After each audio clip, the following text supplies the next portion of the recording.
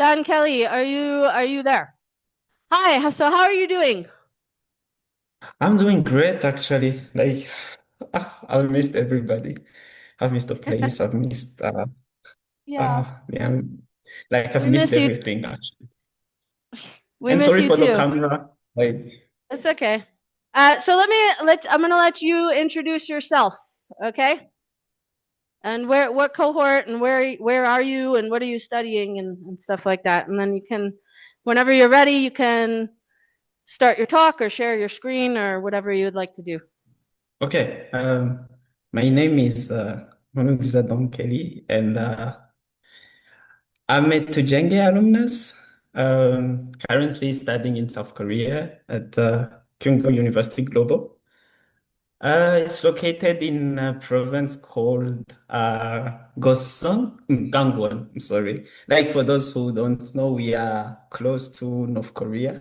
And I'm doing smart computing. It's called smart computing. It's basically a blend of computer science and computer engineering together. We basically do everything that is related to computer, like to just make it short. Because most of the time when I'm talking to people talking about what I study, like it's kind of a hassle when I talk about smart computing. Because even for me, before coming here, I was like, what is even smart computing? So basically, it's, programming, hardware, everything combined. Today, my talk is going to be about what happens when you build the thing you wished existed. Today, I'm going to talk about something that is called Nguzo. And yeah, this is how it started. Actually, this is me. It started with an ordinary idea. I was with my friends, like high school friends, and we are just discussing about plans after graduation. And that was before I joined Tujenge. We just talked about our friends' discussions, family, like when you're talking about when you're talking at home, assessing what kind of ads, ads we watch on TV and everything. And just one thing clicked, just one thing clicked, and we're like, maybe we can do something, maybe we can do something. But we were just out of high school.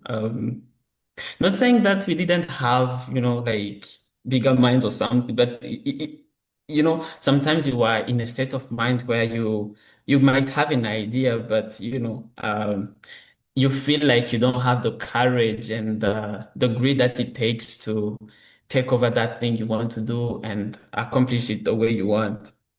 Like this whole idea, I got to even see it like properly when I was in Tujenge. Like I kind of started a kind of venture, just it was a friend of mine that asked me to help him with. He was selling some digital stuff and everything, and he asked me to help him with, like distributing the stuff to some of his customers and everything. And I was just using WhatsApp and, putting them there and get some people to see it. And what I saw was some people, could get interested in it. And some other people, could just text and, their text just vanishes. And some other people that I don't even know could not even say it. And I could have like I was having his things, but I couldn't give it, like I couldn't reach out to many people as I wanted to. And it kept bringing back like that idea I had with my friends. Because before, like actually, like to just tell you about what was the idea. The idea before was to make something like vintage. If you've watched something, if you've watched like maybe those French television, like most of the time they are putting their ads there, and we were just talking about secondhand clothes and everything. But at that time, I was like, maybe, a small twist, a small twist on that would maybe help in one way or the other. But as I said before, I was not trusting myself enough to be able to, to do it. And, it's one of those ideas you have and you're like, okay, we just put it in a garbage or something like at the back of of your mind, and you never think about it anymore. This is us. Just saying that it was very slow. Like the process was very slow. Like starting from 2022 up to 2026, it was very slow, very slow. Not because we didn't want to build what we wanted to build, but it was slow because we hadn't been empowered enough to be able to do what we wanted to do. When I say that we hadn't been empowered enough, like I'm really reflecting on my journey and the people I got to meet throughout that journey. Last time I was listening to someone and the person was saying like actually most of the time we focus on the goal, but the journey is the point. The journey is what everything is all about. And when you get to enjoy more the journey and enjoy more the people you meet on the journey, you get even to maybe even unlock potential you didn't maybe think was in you.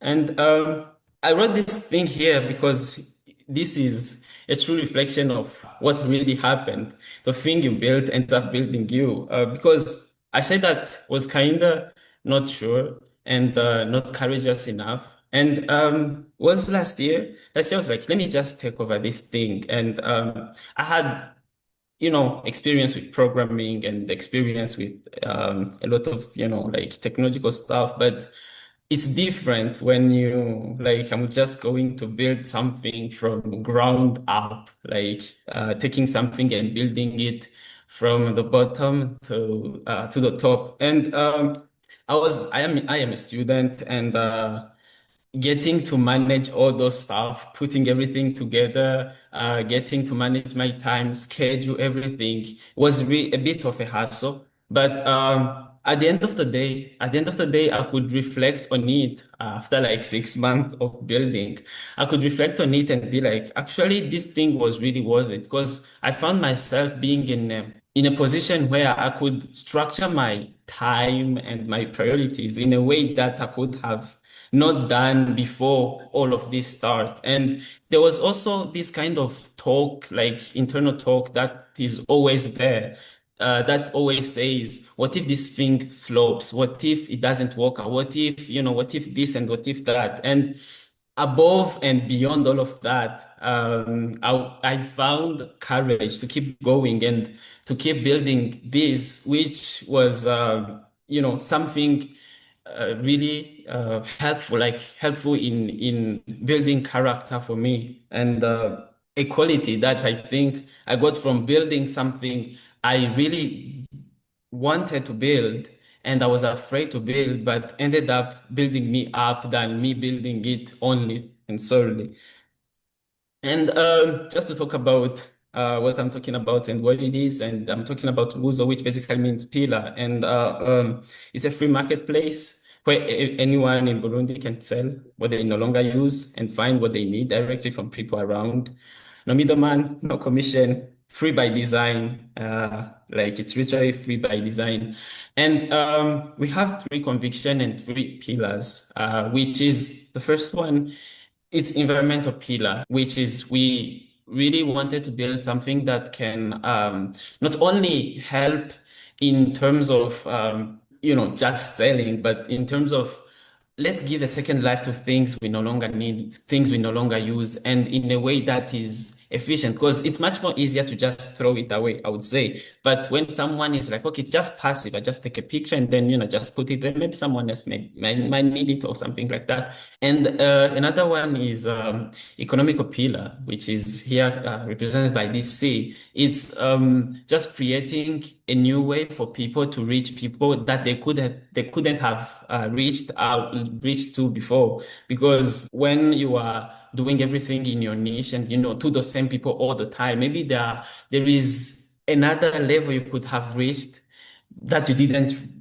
reach just because you didn't know that there are other people who need your service or the thing you are proposing. And another one is social, which is basically you talk to people, you get to interact with people that you couldn't have interacted with before. And we're like, okay, just put that thing there. And then you might meet someone. For example, if you sell something you really liked before, and if you just sell it, sometimes you have a kind of emotional connection to that thing that will lead you to keep talking to that person and asking them about, that thing, how is it doing, that kind of thing. That's why this was there, because we really think that we can really create connection through just simple transaction, that you can just think about how many people now you talk to just because you met, like in a market or something, talking about those guys who sell, and maybe even someone you just met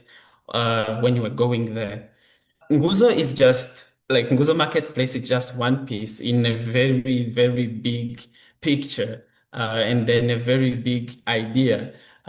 Just to let you know, like Nguzo is already registered in Burundi as a company, and it's basically a technological company. And what we do is to help and create opportunities and create value using technology. And in Nguzo, we really believe that using technology and driven people, we can create and shape the Burundi we need. Everything you think about, that efficiency in government, efficiency in everything, basically, like in your daily life, you can create it, at least, find a way to create it using technology. And that is what Nguzo is all about. Like, we have many things and many projects we are planning to do, and one of them is Nguzo Marketplace.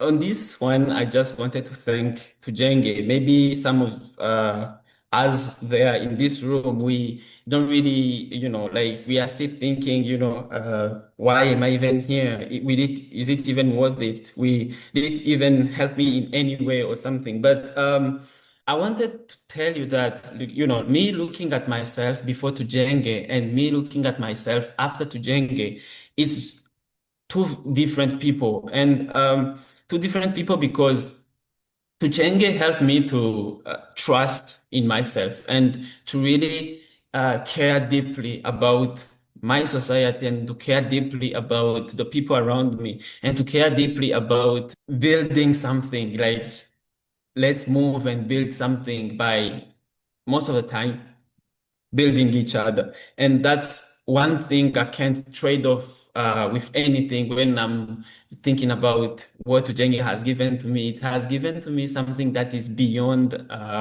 you know, anything that you can materialize and, tangible, and something you can really see.